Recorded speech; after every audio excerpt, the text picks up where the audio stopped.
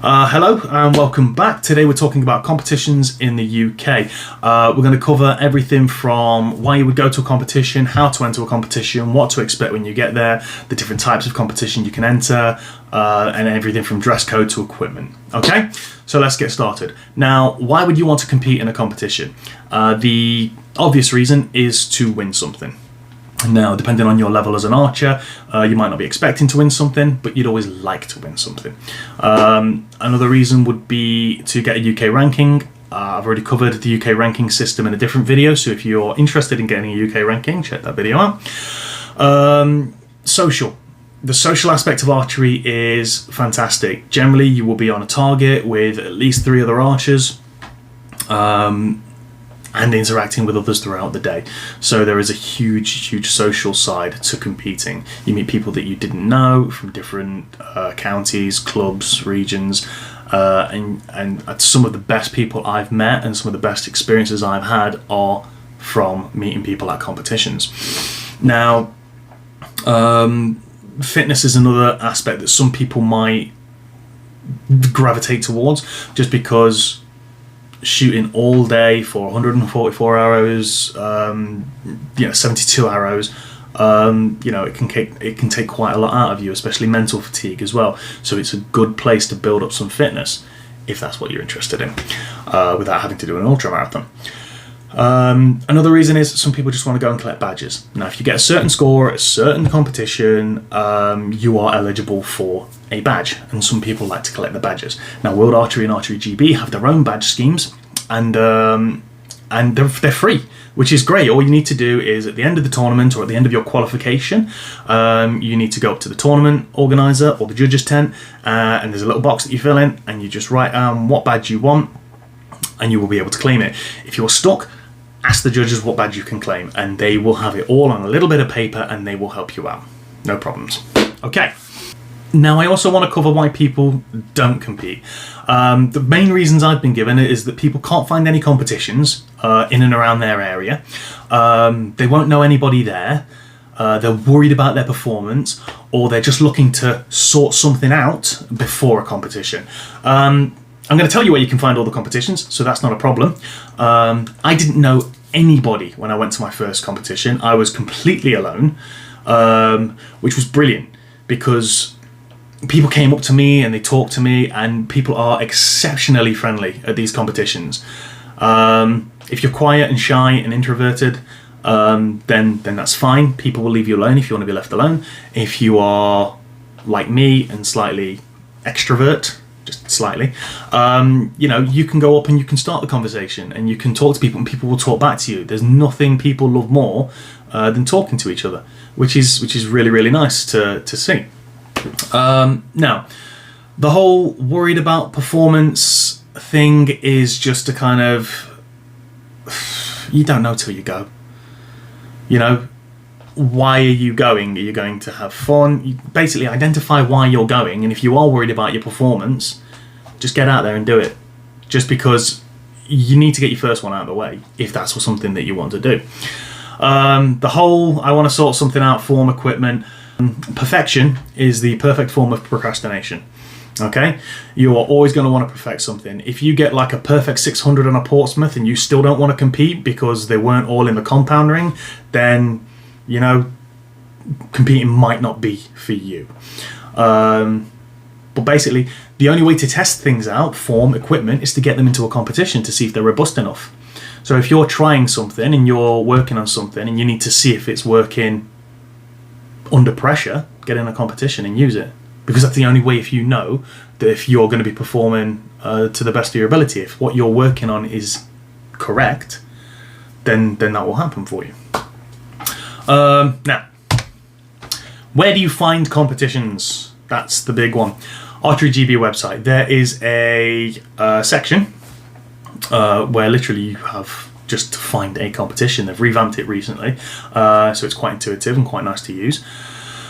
So yeah, basically you can just filter everything out and search for a competition. Now, other locations are your county website. So Cheshire Archery Association, they generally have some tournaments on there. The Lancashire, Yorkshire ones are brilliant for having the latest competitions, and they will have competitions all like from all around that region. So if you are based in Yorkshire, you will be able to just pick all the kind of Yorkshire-based competitions, and usually there's an application form directly attached.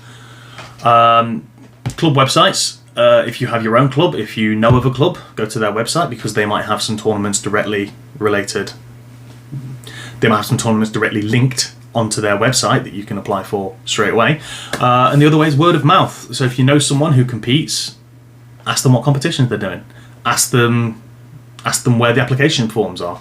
And 99 billion times out of whatever, people will help you, and people will help you put in tournaments. I regularly enter other people into tournaments because they struggle to do it, and I try and talk them through it. Just no problem. Everybody is willing to help. Let's talk about record status. So there are non-record status competitions, there are UK record status competitions, and there are world record status competitions. Now, a non-record status competition is something like club championships, just at your club with just your people next to it. There's not really an entry form. You just kind of put your name down. Friendly matches between clubs again. So you'll take a group of you to another club, and you'll have like a little match against each other on a Portsmouth or a 720 or whatever. And there are also some ones that use custom rounds. So things like there's one in Yorkshire where they'll shoot a Portsmouth and then they'll shoot a Worcester, and then they'll add those two together, and winner takes all. And that's not eligible for UK or world record status competition, so they have to have it as a non-record status competition. However, it is a really, really fun competition. If you get a chance to go to that one, that is really good. Now, also on a non-record status competition, it's a nice, relaxed, friendly environment.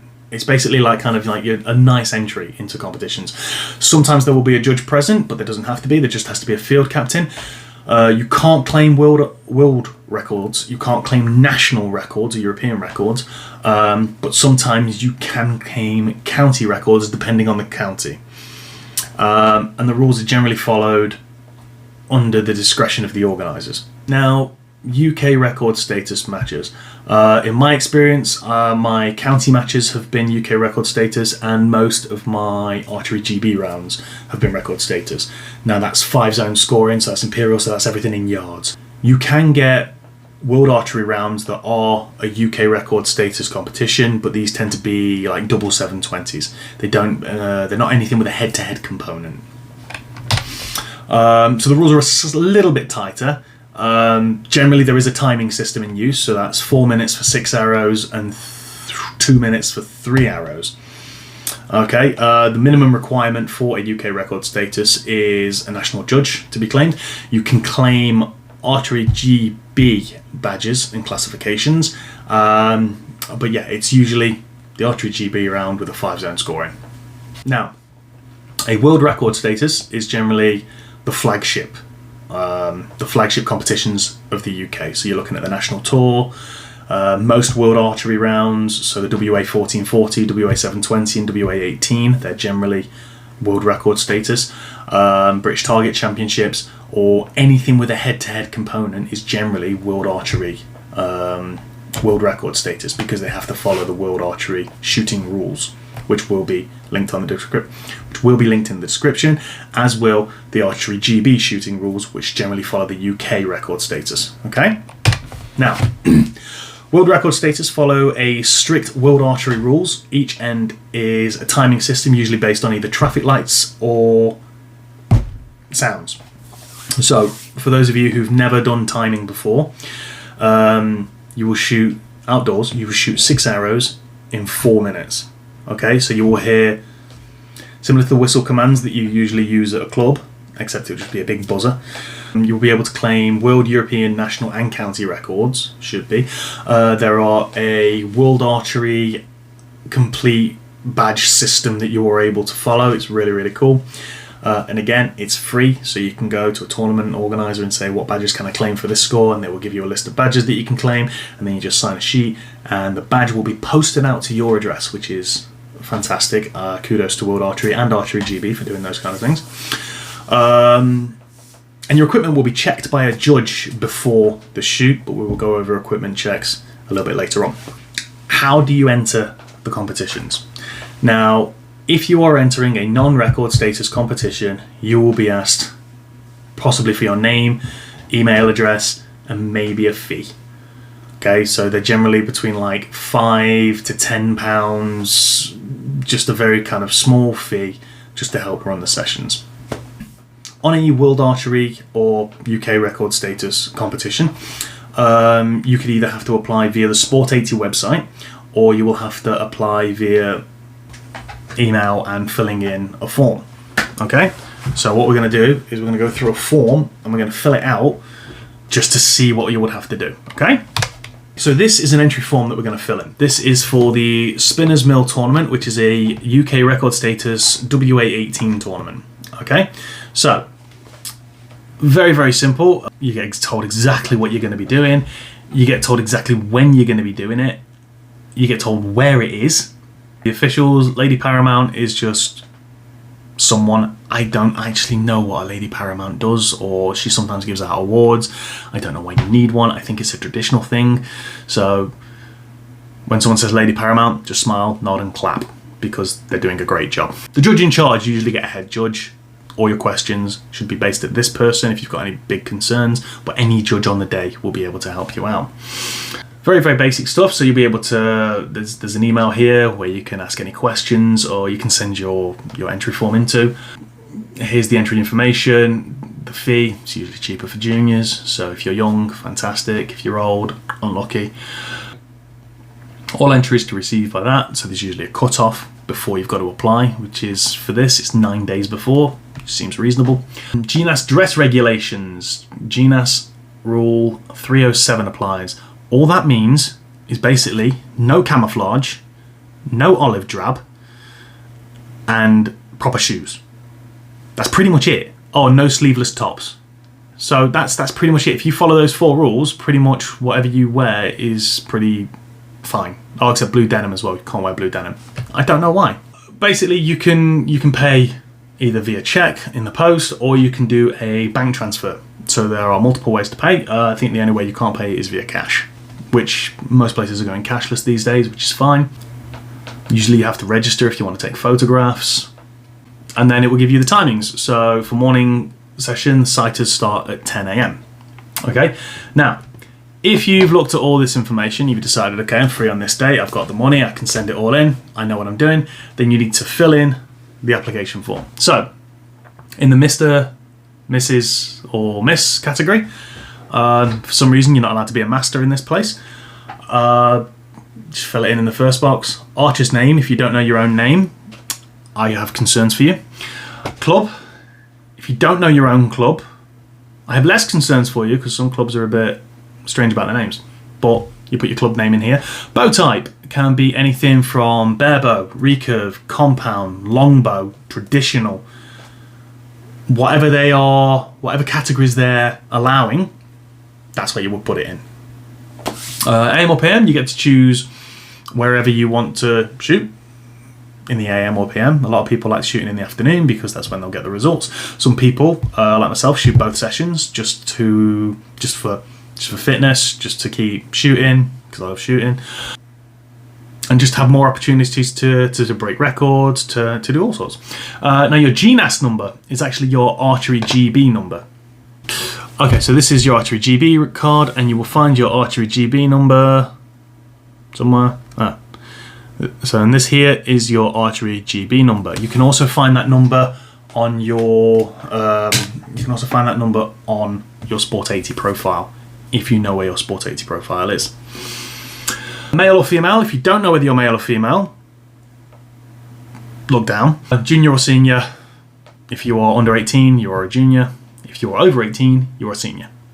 If you're 18, you're also a senior. Now, this one asks for the club name twice. I don't know why, but some applications will be that. Just put it in. There's no harm in putting it in twice. Email, that's how they're going to contact you. Telephone numbers. Signature. Stool or wheelchair use. If you use a wheelchair on the line, or if you need to stay on the line and not move, all you need to do is click yes, and they will make provisions for you to stay on the line. Archery tournaments are very, very accommodating. Don't think that just because you're in a wheelchair or you have to stay on a stool or something's a bit difficult that people won't accommodate for you. Archery is a very, very accommodating sport. So if you are unsure about anything, get in touch with the organizer. Just tell them your situation and say, will there be a shooting opportunity for me? 99 times out of 100 the answer will be yes, because people want people shooting, and that's the nuts and bolts of it. Requirement for disabled or visually impaired, you can also put that information down on the application, which is fine. Now, some do this, some don't, but there is a trophies and medals section. So ladies and gents recurves will get, the first place will get a trophy, second and third will get medals, and that's dependent on entries. And the same with the ladies, gents compound, recurve, barebow, longbow. There's all these different categories that people will enter and shoot, and they will be rewarded for entering and shooting. Now, this bit at the bottom is you just say how much you've paid in that box, and whether it's cash, check or bank, so that they can check their records, make sure you've paid and get you on the target list. So that is how you apply for a competition with a form. That's how you apply for a competition with a form. You get that form and you send it to the email address that's conveniently located on the form, and then they will get back in touch with you and say, hey, you're on the list, well done. And that's it. That's all there is to it. As long as you've got your form in, as long as you've paid. You can even ask for confirmation if you're a little bit sketchy about it. Just make sure you've got confirmation. There's usually a phone number. You could ring them up if you really, really want to and say, look, I've sent this off. Could you please keep your eye out for it? I'm a little bit worried about it not going through.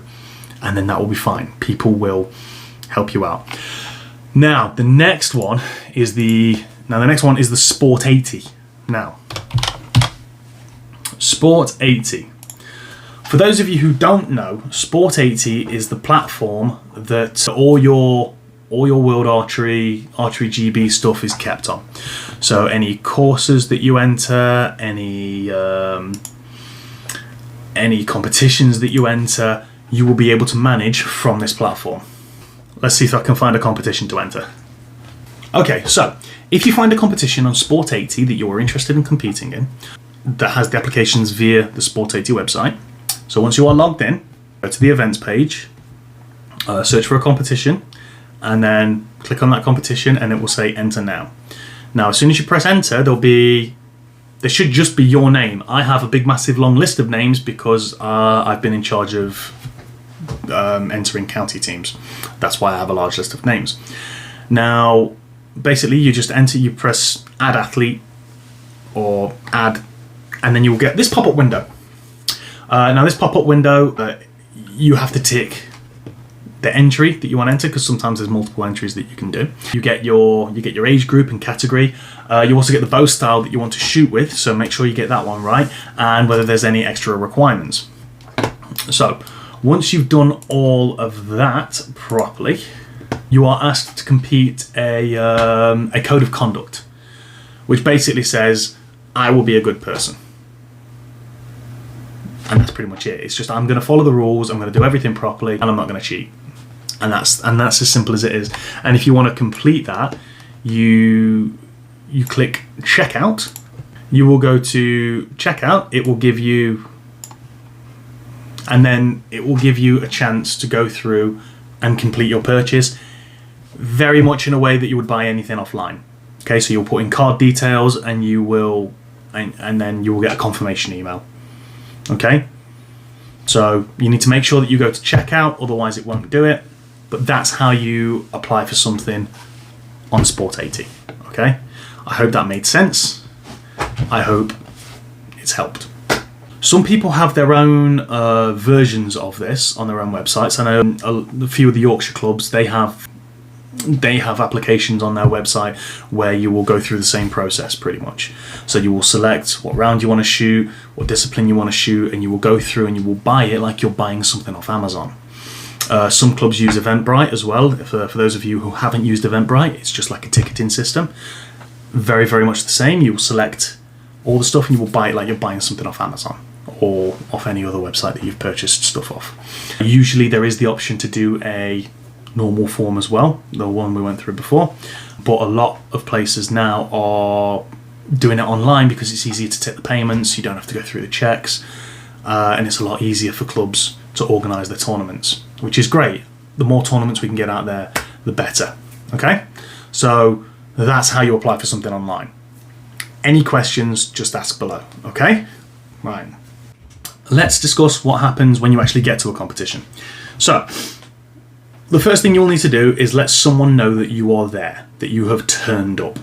So usually what will happen is this will either be as a registration desk or an equipment check. So you will go to someone, you will tell them you're here, and they will sign off and say you are here, and they'll give you a tick. And there's usually a designated point for that, and people will point you to it. Now, on the world record status competitions and some of the UK record status competitions, they will check your equipment to make sure you have nothing that isn't in the rules. Like for a compound, your draw weight cannot be over 60 pounds. For a recurve, you cannot have a magnified scope or anything electronic on your bow. For a bare bow, it's got to fit through the ring of doom, and it can't have markings on the strings. There's a whole can of worms opening with bare bow. You know, check out the rules of shooting for what you can and what you can't have. If you have any questions that I'm unable to answer, talk to a judge. Just ring up a competition organizer and say, I've got this on my bow, is it going to be okay? And then you will be able to either have it or not have it. So you'll find that one out when you get there. So once you've done your equipment check, they will sign you off and they will say you're here, and then you are eligible to start shooting. Generally, especially at the world record status competitions, if you've not had equipment checks, they will keep making announcements and they will come and check and see if you're actually here, which is quite nice. So once you've completed your equipment check or registration, there will be an assembly and they will tell you what is going on and what's going to happen throughout the day. They will give you the schedule of what's going to happen for the day, whether they're going to be head-to-heads, when the qualification is going to finish, when the round's going to finish, who your key people are, who's in charge, who's not in charge. Now, after they've done the assembly, you will go into sighters. For anyone who's ever shot a round, you know what sighters are. This is just a few practice arrows just to make sure that your sight mark is okay. Or string position, crawl position, however you gauge distance, however you shoot, just to make sure that's okay. Now, in World Archery competition, there is generally 3 ends of practice. Like on an Imperial round, which is the 5-zone scoring in yards, there is generally only 1 or maximum 2 ends of practice. Okay, so it's a great idea to make sure that you have checked all of your sight marks. If you are doing multiple distances, so if you're doing like a York, so you're doing like 100 yard, 80 yard, 60 yard, you will only get sighters at the furthest distance. Okay? If you are doing a double round, so a double 720, you will only get sighters for the first half. Okay? So you don't get sighters for every distance, you don't get sighters all day once you've had a bit of a rest. After your sighters, you will go straight into qualification. Obviously, for non-record status, you just shoot, you score, and you come back. For UK record status and world record status, sometimes there will be what's called double scoring. So you'll have 2 score sheets. Let's imagine you've shot your first end and you've gone up and you've got 3 10s and 3 9s. Okay, so as I'm sure everybody will know, you call out your arrows highest to lowest. So it'll be X 10 10 9 9 9. So always call from highest to lowest in increments of 3. So once you have called that and it's been scored on either a single sheet or both sheets, if it's double scoring, especially for world record status, you need to mark the arrow holes. So basically, it's exactly as it sounds. It's taking a pen, and where the arrow has punctured the target, put 2 little lines. Dead easy. If you're a bit confused, if you're not sure what to do, ask someone. It's dead easy. Just mark 2 little lines, and the hole is marked, and you pull it out. Now, the reason they do this is that because if anybody has a bouncer, like if an arrow hits a target and bounces out, what they can do is they will stop play on that target. They will say no more shooting arrows. They will march you up to that target and they will find the hole without a pen mark, and they will give you that score. So even when you get a bouncer, you will see that score, or you will get that score. It does mean that afterwards you will have to make up the arrows and shoot the arrows again, but it does mean that you will always get your score. Now, if you forget to mark your holes and you have a bouncer, you will get the lowest unmarked hole. So if you've got an unmarked hole in the 1, even if it wasn't your arrow that's been shot and you shot a 10, you will get the 1. So it's a good idea to make sure all the holes are marked. Okay, so that's basically ran through an end of practice. Now, once you finish the main bulk of the... Okay, so that's pretty much the practice round sorted.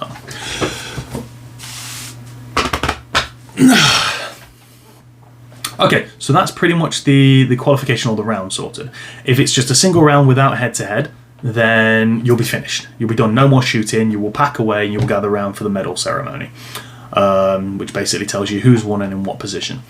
If you've got a head-to-head component, what will happen is you will be sorted out according to where you finished in the rankings. So if you finish first, you will be going up against possibly 32nd if depending on how the cut works. But you will be allocated a sheet of paper, and it will give you what target you're on and who you're up against, and then you will go into head-to-head. Okay? Now, for those of you who haven't done head-to-head before, I'll go over it very quickly. Now, for compound, it's a cumulative score over 15 arrows shot in threes. So you will shoot 3 arrows at a time, your scores will be added up, highest one wins. Very simple. Recurve and barebow, you will shoot 3 arrows, the highest gets 2 points. First to 6. Okay? So if I shot a 30 and you shot a 28, then I would get 2 points. And then when I got 6 points, I would win the match. When you got 6 points, you would win the match. If it goes to a point where it's 5 points each, it goes to a 1 arrow shoot off. So you will shoot 1 arrow, closest to the middle wins. Dead simple. Okay? If you need it in any more detail, that's the same with barebow as well. If you need any more detail, let me know, and I'll go through it even more. Okay? Now, what do you need to take to a competition? Obviously, this depends on your discipline, but you're going to need bow and arrows. Okay? So your barebow, your compound, your recurve, whatever you need to shoot, that's what you need to take. Now, essential spares are things like spare arrows, nocks, string, knocking points. Because if any of them come off, or if any of them break, then you're going to need to quickly replace them. Now, optional spares. Some people can afford to have a spare bow. Not a lot of people can have a spare bow, but it does make it a lot easier to just switch it straight out. I've never needed a spare bow, so I've never taken one. Spare finger tab is always nice to have, but again, not essential. But I've seen people's finger tabs crack and break, so if you can chuck another one in your bag, then it's useful. Link keys, bowstringer, towel, T-square, all useful things to take, sometimes essential. But the other one that most people forget, including myself, is food, drink, and shelter from the weather. So there are some places where you're able to put up tents, umbrellas, chairs, and you're able to turn it into like a little campsite, which is nice. It's good if it's like absolutely hammering it down to have somewhere to go into. It's nice if it's like beating down with sunshine, that you have somewhere to go into. So definitely make sure you bring all of those things. It will make for a much more pleasant experience. The last thing I will let you know is you need to warm up. If you don't warm up, you've got more chance of injuring yourself. And a lot of people will go to a competition and they will be so kind of like starstruck by what's going on around them, they will forget to do the basic things like warming up. Please warm up, because otherwise you're just gonna have a naff time and you're not gonna enjoy yourself as much, because you're not shooting as well and you're not as relaxed and your body doesn't feel quite right and you can't quite figure it out, and then you might not end up competing again, which would be unfortunate, because it is a fantastic thing to do. So again, I hope this has been useful to someone. I hope someone goes and competes off the back of it, and I hope to see people at competition, which would be fantastic. Again, if there's any other questions, if there's any information that you want finding out, let me know, and I will try and do my best to find it out. Next week, I'm going to be trying an unboxing and seeing how that goes. So that should be fun. I'm gonna look at the Mantis X8. X8, yeah. I'm going to look at the Mantis X8, I'm going to unbox it, I'm going to look at the software, I'm going to give you a rundown, and we can see what it does and see if it's helpful. But thank you for watching. If you have the inclination, a like and a subscribe would be good. If you're looking at tracking your performance, I have a performance journal, again, which you're more than welcome to purchase. I also have some merchandise on offer from Teespring, sporting the logo. If you have the inclination, that'd be great as well. And thank you very much, and I shall see you next time.